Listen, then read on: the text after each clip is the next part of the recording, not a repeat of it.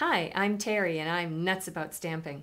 I'm back today with another Sundays with Sizzix project. It's this cute Christmas card that I made using my Big Shot.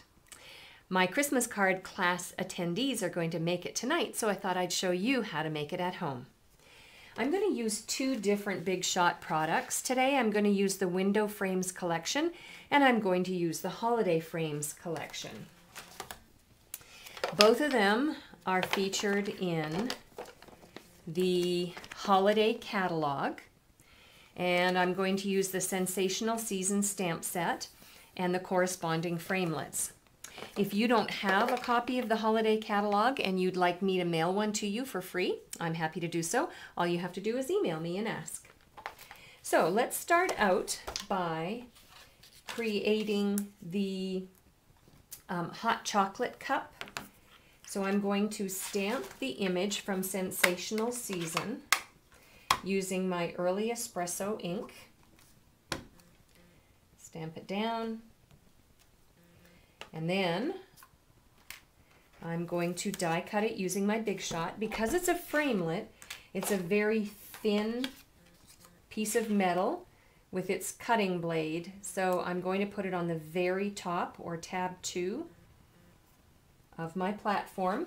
Bottom standard cutting pad, and then the framelit on top, and then this top standard cutting pad. Hold it in place so it doesn't slip and slide as you move it forward, and then run it through your Big Shot. And then all you do is just punch it out and it's ready to adhere to your card. The next thing I want to do is bring in my window collection framelit and create the background frame that my hot chocolate is going to sit on. So I have my very vanilla cardstock with my window frame. I'm not lining it up with any stamped image, so I can just put it on there and not really worry if it slips and slides.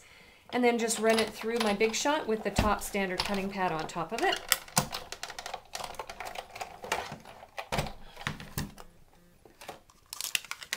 And then punch it out. And I'm finished with my Big Shot for now.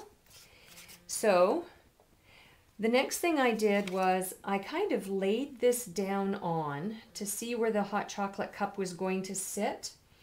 Then I brought back in my Early Espresso ink and I guess it's the scent lines. I'm not really sure what to call them. Line that up. Stamp it down, and then what I did was I put a Stampin' Dimensional under my hot chocolate cup. Let me bring in my original. So I've got sort of the fragrance lines or the scent lines that I stamped right on the framelit, and then I popped up the hot chocolate cup with a Stampin' Dimensional underneath. And let me tell you about the background for my card. I used Very Vanilla as my card base. I have a strip of Early Espresso, and then I have a piece of the Candlelight Christmas Designer Series paper. That's also in the holiday catalog on page 4 if you want to have a look at that. And then I used this Sending Christmas Wishes stamp from the Joyous Celebration stamp set. I stamped that on some scrap Very Vanilla cardstock, and then I used the brand new Ticket Duo Builder Punch. That's it there. And I punched out my phrase and adhered it onto the Early Espresso part of my card front.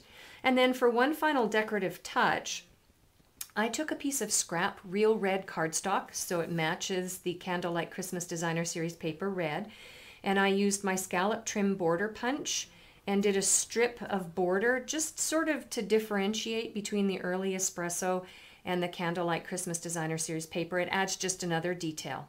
And then the final thing I did after I had the whole card assembled was I used one of the basic pearl jewels and put it in the center of the snowflake image on the hot chocolate cup to complete the card. For a complete listing of the supplies and the measurements to make this card at home, please visit my blog, www.nutsaboutstamping.com. While on my blog, don't forget to subscribe to my customer newsletters. I have 2 newsletters I send out each month. They're free.